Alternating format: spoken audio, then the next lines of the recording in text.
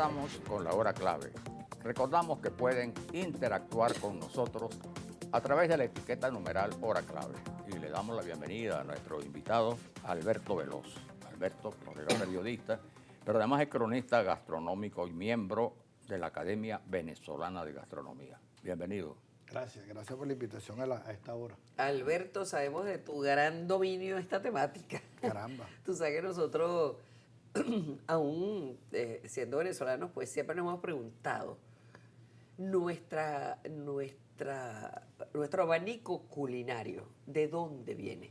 Es interesante porque es Porque es muy amplio, por muy eso. amplio, pero tenemos que hacer una historia rápida desde la época de Guzmán Blanco, que había un dominio de los franceses, porque Guzmán Blanco impuso todas las costumbres francesas en gastronomía, por cierto. Claro. Todo. Ya habían chefs que habían venido en esa época. Pero vamos rápido en el tiempo, vamos a llegar a Juan Vicente Gómez, y continuaba eso, y apareció un señor que venía de la Guayana francesa, un escapado de allá, que era Jean-Pierre René Delof. Y claro, él vino de abajo, pero fue muy hábil, se hizo dueño de la vida nocturna de Caracas, y lo encomendaron a cosas muy interesantes. Fíjate tú que cuando vino Charles Lindbergh, a él le encomendaron hacer este lunch, porque aquí dice lunch, y era toda comida francesa. Y esto fue en los terrenos de lo que iba a ser el Country Club. Mucha gente se equivoca, pero aquí lo dice claramente. Esto fue en enero de 1927, cuando vino Charles Eres Lindbergh. un menú francés. Todo era en francés. 1928, perdón. Con eso fue que obsequiaron a Charles Lindbergh. Exactamente, y era todo francés. Y así continuó, y luego este señor hizo varios sitios franceses, por ejemplo el Longchamp y el Trocadero, que era un cabaret y también había comida francesa. Hizo varios restaurantes. Y vamos rápidamente a llegar a la época pasa la Segunda Guerra Mundial y viene la gente, los inmigrantes españoles, italianos y portugueses. Se vienen a Venezuela. ¿Y qué hacen? Los que estaban en la parte de la restauración fundan restaurantes. ¿De qué? Franceses. O sea, no eran franceses los que decían restaurantes franceses, eran, por ejemplo, españoles, italianos. Entonces aparece un restaurante como el Anatole, cerca de la Plaza de la Estrella. Me gusta ubicar los sitios para que la gente entienda dónde estaban. Cerca de la Plaza de la Estrella, en San Bernardino. Es un restaurante de los políticos, ¿recuerdas? Claro, por supuesto. Que había mucho movimiento de los políticos de todas las épocas. Y así surgieron muchos otros, la Belle Époque, la Cigogne, la Bastille, en fin. Muchísimos. Ahora, eso es una cocina ya, tú sabes, más exquisita, más elaborada. Ahora, yo estaba leyendo, Alberto, que yo por lo menos no sabía. Yo sé que dos de nuestros ingredientes básicos de la comida criolla son la yuca y el maíz. Sí, claro. Y eso crece aquí desde 1000 antes de Cristo. Claro. Yo no sabía que eso era tan... Pero menos mal que ya eso cambió, ya la comida francesa ya no tiene hegemonía en el mundo, ya eso pasó. Entonces ahora nosotros en este momento y desde la Academia Venezolana de Gastronomía propugnamos por nuestra comida. Claro, luego vino la época del petróleo en los años 70 y era el boom donde importaban chefs que les pagaban una gran cantidad de dinero, por no decir cuánto, y con todo. Entonces Venezuela era lo máximo para venir a trabajar aquí como chef. Claro. Esa época también pasó, ahí hubo muchos restaurantes, vinieron muchísimos chefs importantes como los Prevost para hacerle el restaurante El Gazebo y así muchísimo. ¿Y qué pasó? Que se acabaron los reales. Entonces vienen los años 90 y, por ejemplo, una cosa muy importante, un hito importante en esto es la fundación o la creación del CEGA, Centro de Estudios Gastronómicos del profesor José Rafael Lovera. Que formaban muchachos ahí estupendamente. Ahí quería llegar, porque claro, como el tema es tan largo, quería llegar a este momento. Y entonces ahora se hace comida venezolana, pero comienza un poco con el CEGA, luego surgen otras escuelas de cocina importantes como el Instituto Culinario de Caracas, etcétera. Y ahora estamos viendo nosotros los venezolanos a nuestra comida, que es lo importante. ¿Qué es el éxito de México? ¿Qué es el éxito de Perú? Claro. O sea, tú ves lo internacional que han sido estas comidas porque, claro, la gente ha visto a su despensa.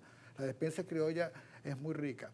Y lo decía hace rato que la Academia Venezolana de Gastronomía tiene un programa nacional de cocinas regionales. Se está levantando un censo en todo el país para saber exactamente qué tipo de comidas hay en cada pueblo, en cada rincón de Venezuela. Es que sería bueno porque tú no resientes un poco que otros países como México, la misma Colombia, Argentina, qué sé yo, y países vecinos nuestros cuya gastronomía es altamente conocida en el Claro, mundo exactamente. entero. Nosotros ahora con la gente que se ha ido, Con el el tequeño, exilio. la arepa, de repente la cachapa, pero tú no vas a un restaurante afuera que te diga comida venezolana, No, cómete es, una. es muy difícil. Pero Es también difícil. hay que tener cuidado con eso, porque entonces mucha gente cree que la comida venezolana es arepa, Exacto. cachapa y empanadas. No, es que la comida Exacto. venezolana es muy rica. Entonces a veces uno lo ve en las redes, las cosas que pone la gente por la falta de cultura. Entonces eso hay que machacar, digamos, hay que decirlo que eso no es así. Sí, además que la fama de Caracas no era por los productos típicamente nacionales, sino por la calidad de los establecimientos, ¿verdad? Claro, era Y por la variedad de la oferta, ¿no? exacto. Y lo que él decía, los chefs tan impresionantes que se traían para Claro. acá. Pero es interesante cuando quedan en el tiempo, porque fíjate, un restaurante como Tarsilandia, que es del año 1950, ahora cumple 75 años y todavía está.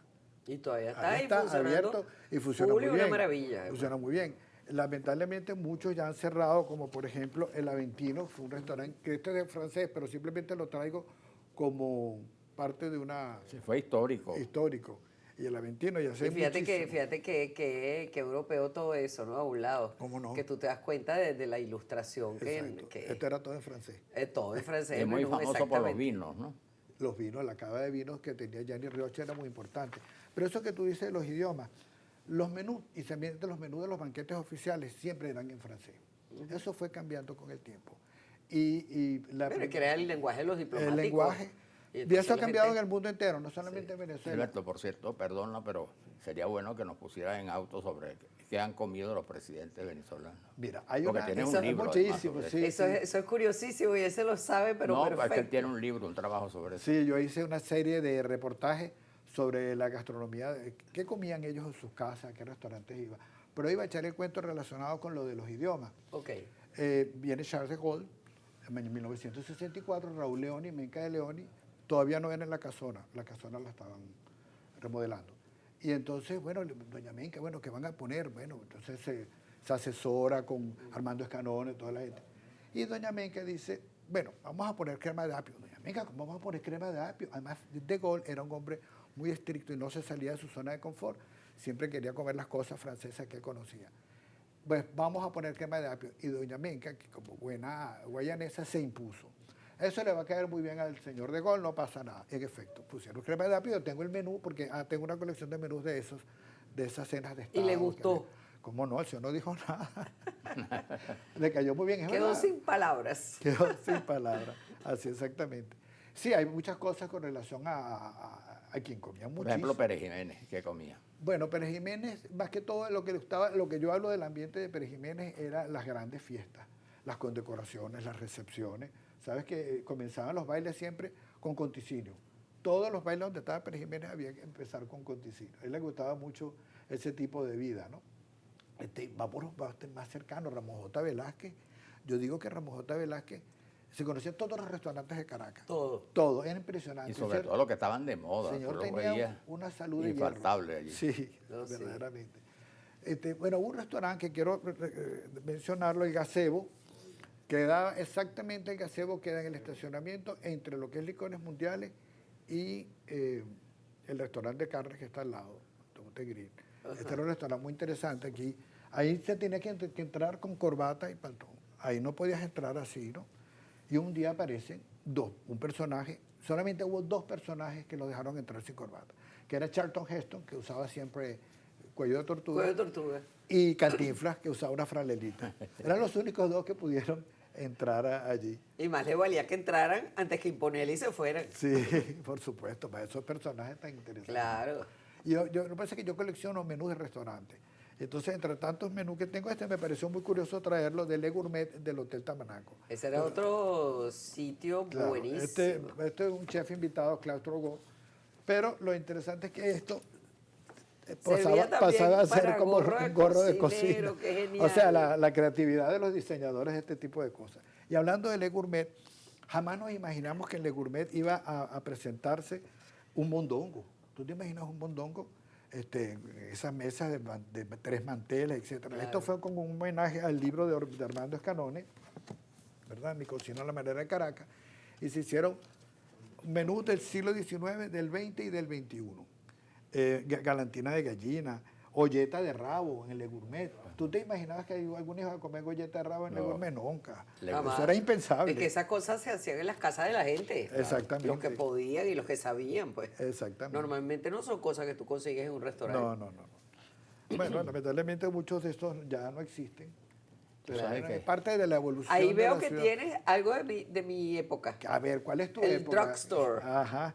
Estaba yo en la universidad, íbamos mucho para allá. Bueno, te lo paso para que lo enseñes tú. Aquí está, miren qué maravilla esto. ¿Dónde está mi camarógrafo? Que está...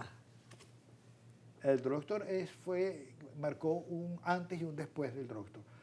Los que no conocen, el drugstore es una especie de fuente de soda con tienda en el centro comercial Chacaíto. Vamos a Fue de poner verdad esto así. extraordinario. La comida, lo que se vendía allí, el ambiente. No existía el metro, sin embargo, toda Caracas venía al drugstore. no fue todo un suceso. Un suceso, de No, verdaderamente. y la gente, aquellos perros calientes, aquellos sándwiches, ¿te acuerdas Para que tenían sepan, nombres de todo el para que mundo? sepan los televidentes, eso se inauguró en diciembre del año 1971. Imagínate. ¿Estabas en la universidad? No, yo todavía estaba en el colegio. Todavía estaba en el colegio, pero Mira, después tú- toda la época en la universidad, todo el mundo iba Claro. para Sabes allá. que hay, Claro. comentábamos también, hay un restaurante que fue muy famoso siempre, ¿no? Desde los años 50 o antes desde los 40, ¿no?